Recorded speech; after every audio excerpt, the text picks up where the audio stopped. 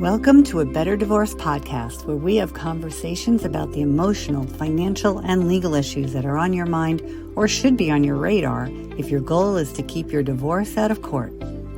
I'm collaborative divorce attorney and mediator Andrea Vacca, and I know that how you divorce matters to your long-term well-being. That's why it's my mission to help you have a better divorce with as little acrimony as possible, so that you can create the best life possible on the other side of your marriage. Hi, hello there. I'm your host, Andrea Vacca, and I'm excited to welcome Olivia Summerhill to the podcast today. Hi. Hi, Olivia. So Olivia advises clients to navigate the financial pitfalls of divorce, and she specializes in guiding affluent women toward financial independence. So she's a certified financial planner, a divorce financial analyst, and something I wasn't aware of as a certification, a psychology of financial planning specialist. So, Olivia, welcome to a Better Divorce podcast. Thanks for having me. I'm so glad to be here today. Me too. I've been looking forward to talking with you because we are going to talk about high net worth divorce and what individuals and couples who are in the high net worth, sphere should know, and what they should do if they're contemplating divorce. So, what I thought we should do first is let's define and agree on what is a high net worth divorce. And I know in New York City, it could be very different from other places, but I think generally, and tell me if I'm correct, if you agree, I think it's generally defined as an individual who has a liquid assets of $1 million at least, and not including their home. Do you agree with that, or how would you define high net worth? If we're talking about New York City, I would say 4 to 5 million, but the baseline, a million, is a good rough number. And it really is in the eye of the beholder. So it can be any number if that person feels that they're high net worth and they're attached to their assets for a certain reason, then good for them. They can be high net worth with 800,000, right? So that's a good number though. Million with not attached to the house, and then I'd say 5 million if you're in a higher taxed and higher expense living city. Okay. So if an individual has a high net worth of at least $1 million, up to 4 million, we would double that for the couple. So a high net worth couple, high net worth family might have double that, right? Yes. Okay. So when you're starting to work with a high net worth couple or an individual who's thinking about divorcing, what are your first pieces of advice as a certified divorce financial analyst? So it depends on what hat I'm wearing that day. If I am the analyst and they're coming to me asking about divorce and what they should start with, my first thing that I always recommend, and this can be anyone listening can do this on their own, is really come up with breathe. So take some deep breaths. Don't make any irrational decisions. Let's breathe. And then also really look at your values. What's going to guide you through the divorce?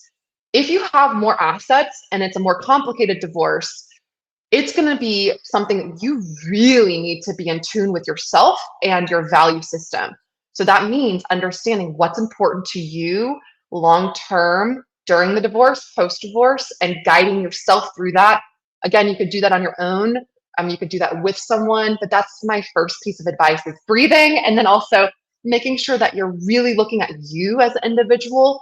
What's important to you? Yeah, that's great advice, because sometimes people lose track of that. They become so entwined with their spouse and their children and their in-laws, and their life has taken away from their understanding of what was really important to them. And this is a great opportunity, and it's necessary. I'm hearing you say, and I agree, that you should think about what your values are, you individually, so that you can create that future and make better decisions for this next phase of your life. Mhm. So, I know when we were talking before the podcast, we were talking about the different types of attorneys that one can find themselves working with. So I think we both agree that if if you can keep your divorce out of court, that's the best way to go. But I know you're more in the room with your clients sometimes with attorneys who are not collaboratively trained or not mediation trained. They're more traditional litigation focused lawyers. So I was wondering if you could share what you found your high net worth clients are experiencing and how you guide them to finding the right kind of lawyer for them. Great question. And I do know with having a better divorce, just like your podcast name and your mission, you do need to find the best fit of your teammates. And that does include either an attorney or a mediator or someone who's collaboratively trained. And those terminologies can be scary just to find out who is the best fit, what is collaboratively trained, what is a mediator going to do to help me? So that can be fear struck and paralyzation inside of someone who has no wealth, high net worth, ultra high net worth. It really doesn't matter who you are. It can be so scary. So, first thing I want to do is just to recognize that it is a really scary seeming process. But once you actually get into it and you interview a few people who, hopefully, if you look up in your city or your state, collaboratively trained or are a mediator, they're going to be a lot better trained to facilitate a better divorce overall, the outcome, longer term, shorter term, with it doesn't matter if you're complex assets or not, but they will be able to help you versus when I sit in the room with someone who's a litigating attorney, a bulldog, or a shark, and they're sitting there talking about how they're going to attack the other side. That usually backfires.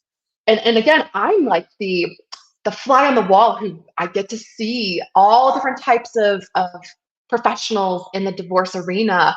And usually I'm the one who's guiding my clients who have high net worth assets. They have complex assets. They have businesses. They have multiple homes. They have a lot of stuff that's going on with their children that they need advice on. They're lawyers that are litigating and in the room are not really looking for the best interest of finalizing and lowering the smoke and not letting it turn into a fire. So really getting in the realm of looking at mediators or collaboratively trained attorneys usually is the better fit because when I'm in those rooms with those types of individuals in divorce, they're more likely to, again, coincide next to the other side and say, let's really have this be a better divorce for both of you. And if you have children, for your children. So again, I really appreciate your mission and these questions are great. So keep them coming. Yeah, I appreciate that. I appreciate that you're saying this because I think a lot of clients with very high net worth, okay, maybe two, three, four times what we were talking about or more, they feel for some reason that they will be better protected by that attorney, the more bulldog attorney. And I don't understand that because, first of all, the attorneys are not necessarily going to do the kind of analysis that you need. They're going to think about what you should be asking for or what you should go after your spouse for. It's more about attacking and Mhm. getting everything they can get. And then they kind of leave everyone in a puddle and the family is destroyed. And yes, you might have had another million or $2 on your side of the ledger, but at what cost? So I, And how many years of your life? I am in financial psychology within divorce. So, do you really want that attorney who you've already been working with for 2 years? They haven't given you a good strategic plan. They're telling you what you should fight for. Is that the best for your mental health? I mean, I really like to work with clients and their psychologists and all of their other team members. And having a mediator who understands both sides, who can get the clients to agree to certain things in a quicker response level, you can have 40 to 80 million. I mean, most of my clients have 80 million and more. I absolutely appreciate the work that I do with mediators and collaboratively trained attorneys because we're seeing both sides and we're getting the divorce done faster. And you don't need the bulldog attorney. Although I do understand if you were just told that you're about to get a divorce because your spouse is now moved on and you've never even thought of divorce, you're terrified on the inside. You're confused, you're hurt, you're embarrassed. There's a lot of shame. You're understanding, like, what did I do wrong? Like, you might be really in this paralyzed state again, where you might look on the internet to find the scariest, most attacking type of attorney because you think that's what you need.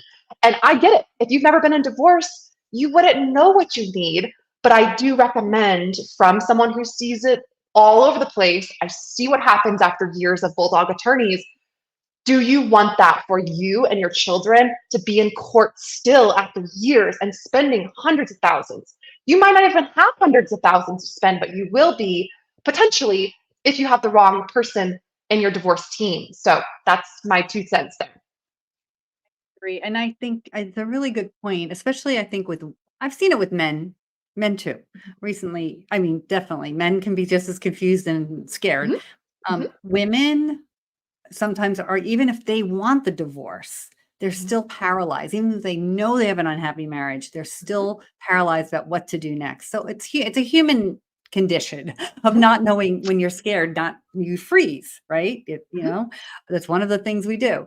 So if you're scared and confused, you need to have a list of questions, right, to make sure this is the right attorney for you. Um, and you want to be listened to. You want to know Mhm. what questions you want to ask that person, ask the attorney. Do you ever help clients prepare for those first meetings? And do you have any advice for somebody going into their first meeting with an attorney to see if it's the right fit for them, so that their financial well-being is going to be considered and handled in the best way possible? I absolutely do. I actually sit in on a lot of the first meetings when we're interviewing new attorneys. If we're going the attorney, litigating route, most of the time it is, though, collaborative and mediation. Let me just point that out, because that is majority of the time the best fit. But if you do need to interview an attorney that maybe you're already in the midst of, it's been going on for a while, the divorce, and so you're hiring someone new, I'll sit in. And the best thing, again, is going back to your values, is you need to know yourself better, because this is a new identity.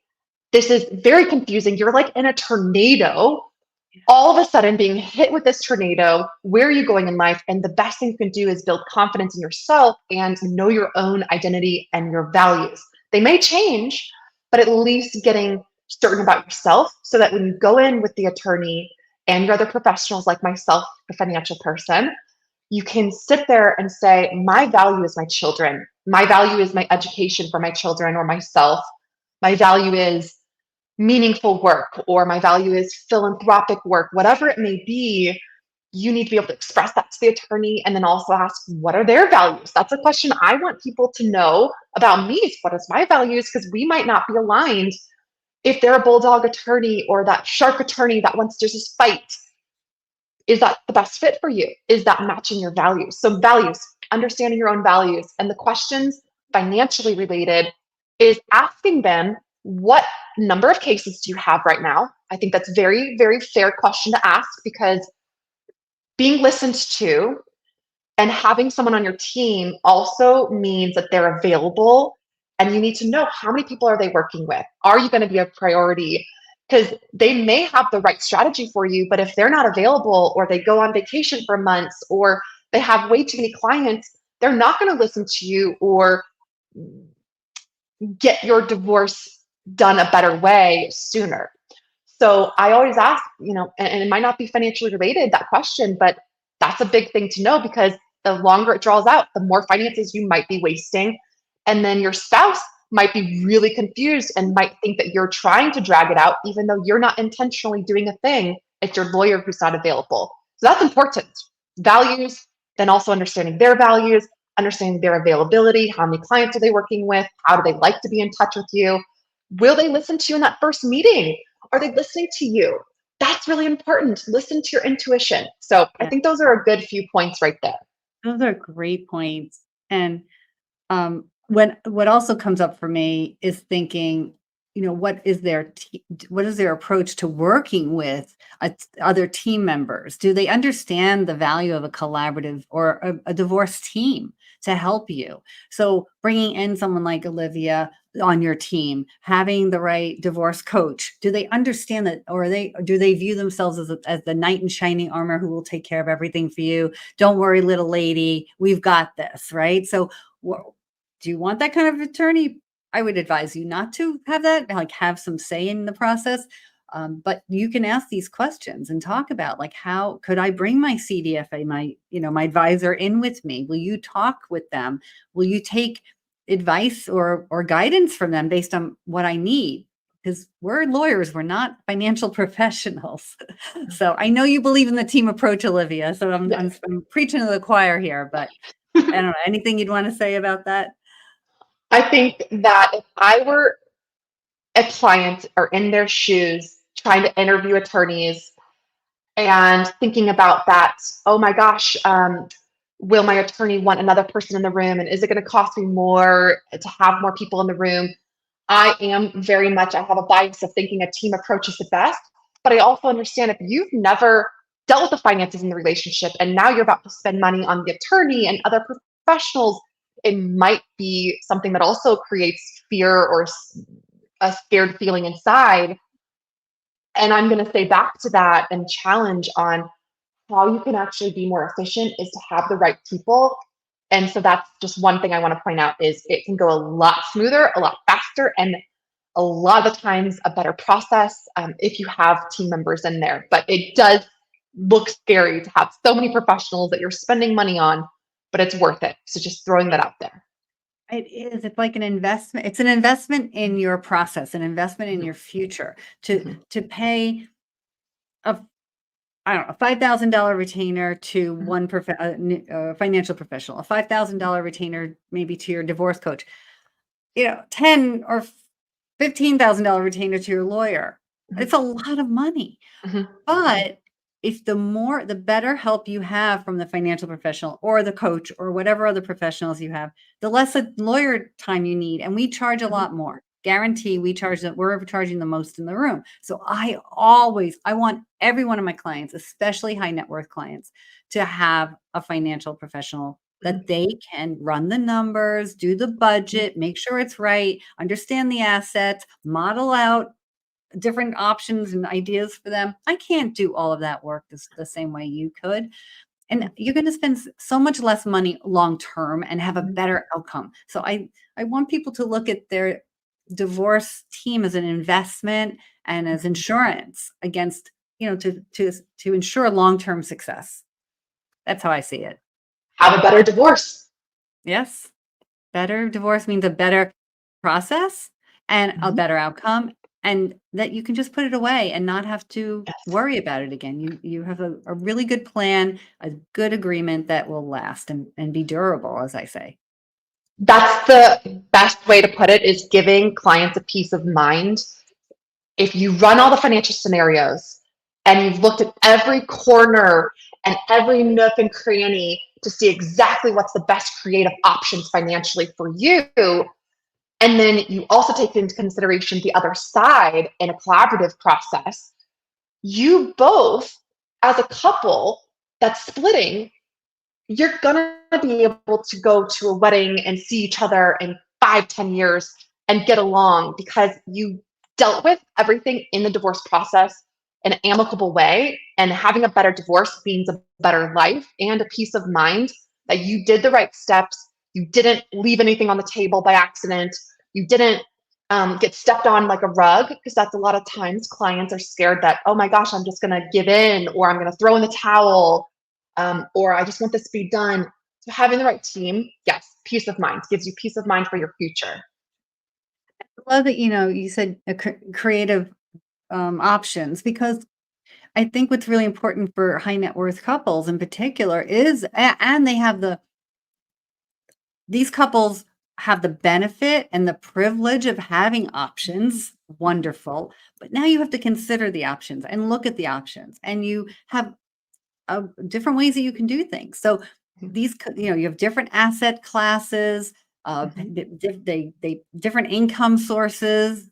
We have different tax situations, different homes. There's multiples of things that we can trade and look at and move around. And and figure out the best way to make the two of you okay. So there's only so much creativity you can have in the courtroom. There's so much more creativity you can have when you do this outside of the court, right? Mhm.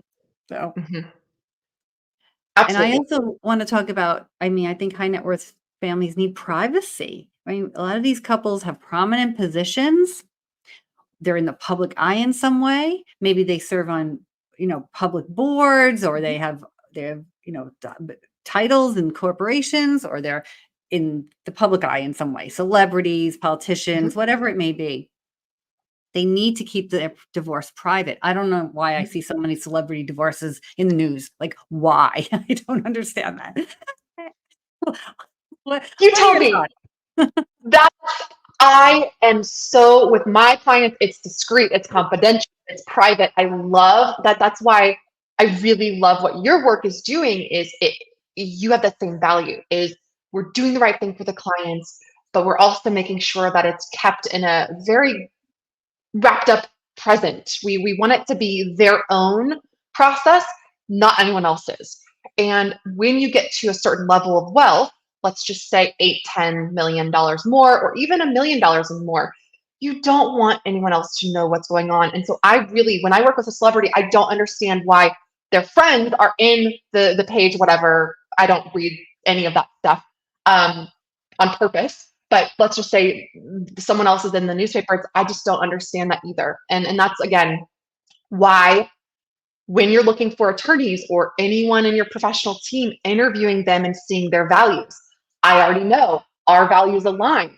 We want what's best for the client and privacy. So that if that's important to you, find the right people in your divorce team. Yeah, I think asking the questions. I don't know if any clients have ever asked me what my values are. That's a wonderful question. I'd love to talk about it, right? Mhm. And what are my values are personally with the firm, by and because I own the firm, and the firm's values as well. So I get to control that. Um, Uh-huh. so anything, I know sometimes you work with couples in mediation. Mhm. And it's not just the individual client, but sometimes you'll work with the couple together, right, as Mhm. a neutral. And what role do you play in the mediation process, and how do you work with the consulting attorneys that the clients may have? Do you recommend consulting attorneys for your clients in mediation? Ooh, I absolutely think that consulting attorneys should be brought in right away. Do you want to go into what a consulting attorney is since that's more of your role? Do you want to tell the audience? Because I Sure. wouldn't know what is she talking about a consulting attorney. So let's have you Yeah, say what it is, and then I'll go into detail on what I value about it. sure. So when I say consulting attorney, I mean when a couple is in mediation. Mhm. They each would have their own attorney that they can consult with. I recommend when I'm the mediator, I recommend that a client meet with their own attorney who's mediation friendly maybe before starting mediation, soon after the process has started, and throughout to check in with them. And of course, to review any final agreements. So I think that's how I define the consulting attorney's role. It could start right before the mediation and it goes until the agreement's signed. Great. Okay. So now that we've clarified that, I see that role of if you have a mediation process going and you've never been divorced and you don't understand the finances because you've never dealt with it, or you are the one who always had to deal with the finances, you always had to be so fiscally responsible and you're the one making the income. Either way, you want to make sure that you're protected in that agreement for everything that's in there with that mediator instead of going to that litigating attorney and both of you are creating more fire. I'm a volunteer firefighter, so I like to use fire a lot in my examples and smoke, and I don't know why. I shouldn't maybe, but so instead of going both of you getting a litigating attorney, you hired a mediator. And as you do that process at the very beginning, you both have consulting attorneys. And those attorneys agree that they're not trying to create fire and smoke and like create this huge issue and try to burn the agreement down.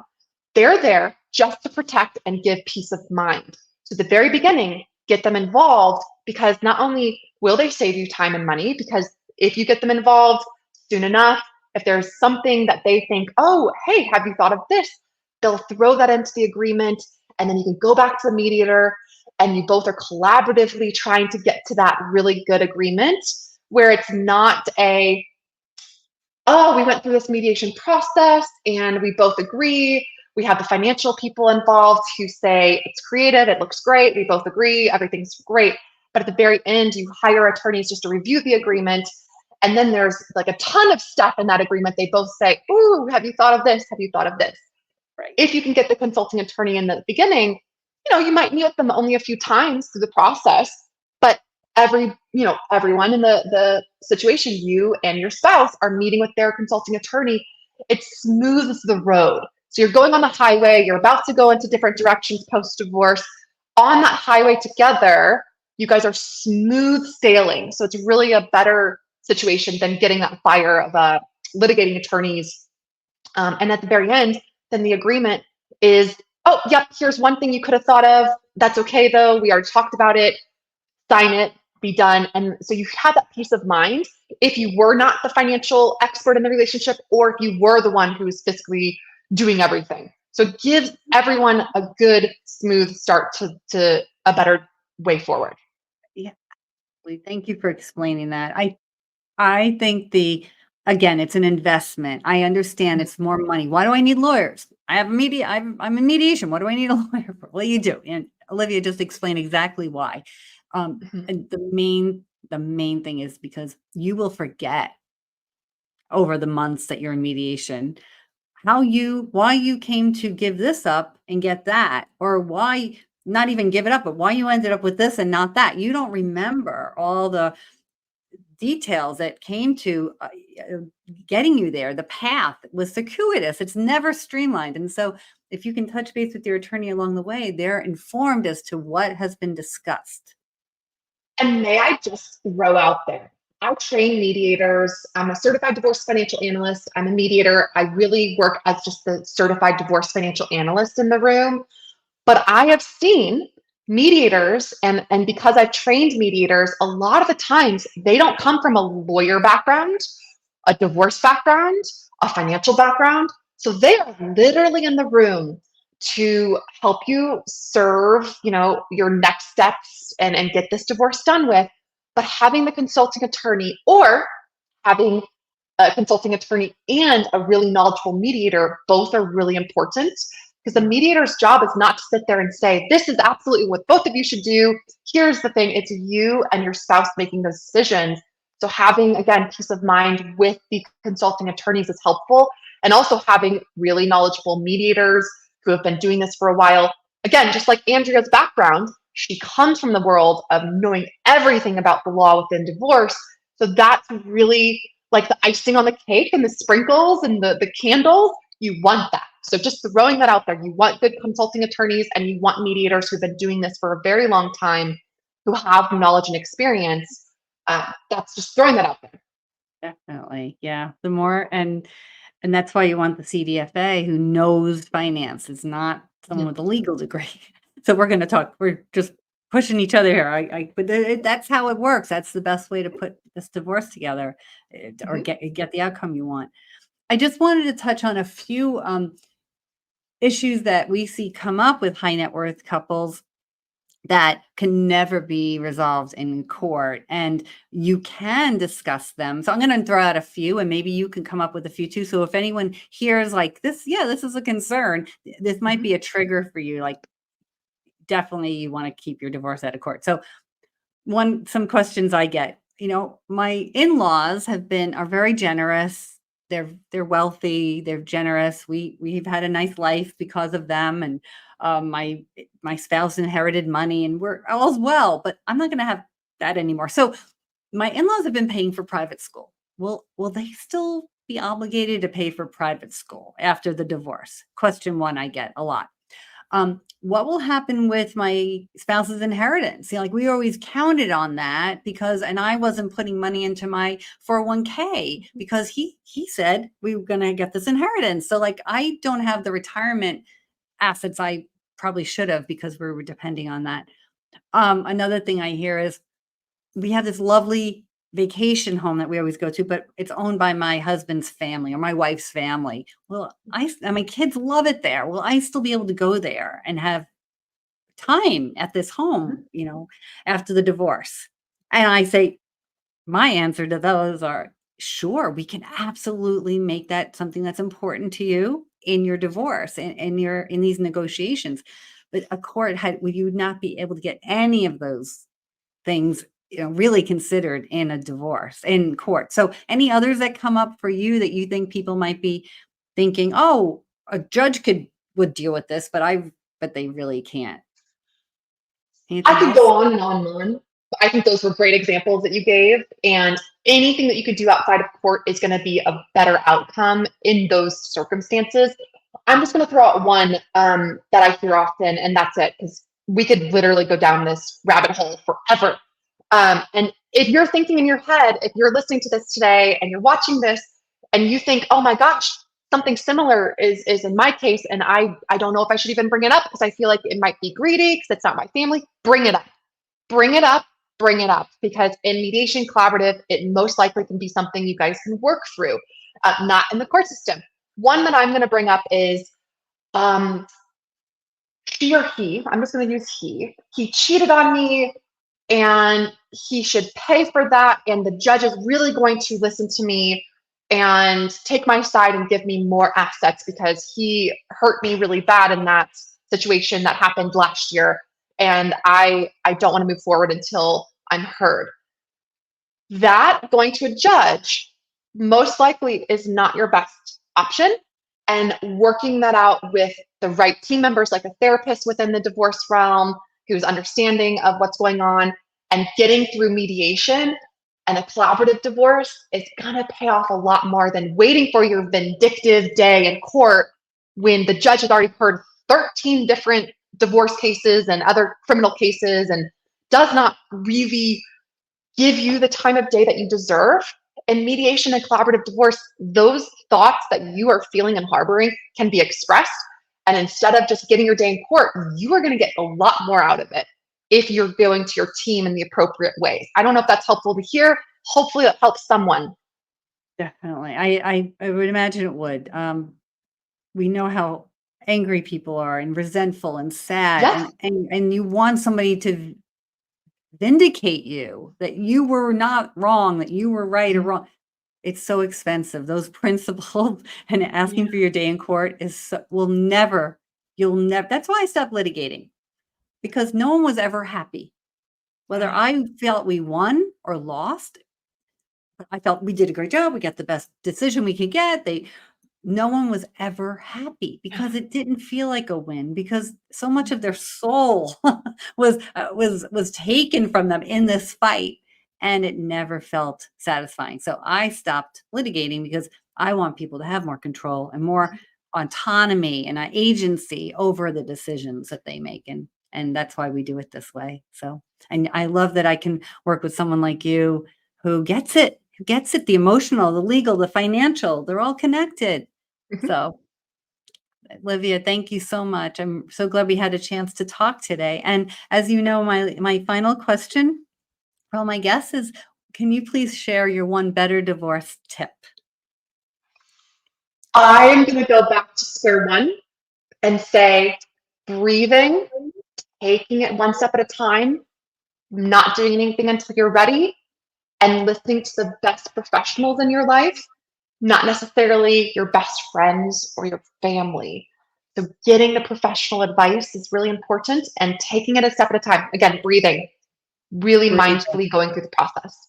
Better divorce tip, breathe and listen. Listen to the professionals. And you also talked a lot about values, but we'll go with breathing for your one better divorce tip. I agree with you. And the professionals need to breathe too. Yeah, Mhm, this is hard work for everybody. We're all in it together. mhm. So, Olivia, how can somebody find you? Where's the best place to reach out or find out more about you? So I have a website, and that's probably the best place to reach out is the summerhillfirm.com. And resources are there just like yours. It's really good books and podcasts and other resources that really can help you through your divorce process. Wonderful. Well, thank you. And to all who are listening, if you or someone you know are contemplating divorce and want to know what options are available to have the least adversarial divorce possible, you'll want to download our free ebook, Divorce Without Court, A More Peaceful Solution, where we explain the differences between mediation and collaborative, just like we've been talking about with Olivia. And you can find the best process for you. So there's a link below that you can click in the show notes, and we'll get that right out to you. So thank you again, Olivia, for being with us. Thanks for having me. If you enjoyed today's episode, please like and subscribe. This will help others who are seeking a better divorce to find us. This is another episode of A Better Divorce podcast, and we'll see you on the next episode. You've been tuning in to another episode of A Better Divorce podcast with Andrea Vacca. Thank you for subscribing, leaving your positive comments and reviews, and sharing the show with others. You can watch episodes at vaccalaw.com, YouTube, LinkedIn, and Facebook. And you can listen through Apple Podcasts, Spotify, Google Podcasts, and more. Bye for now, and remember, you can have a better divorce.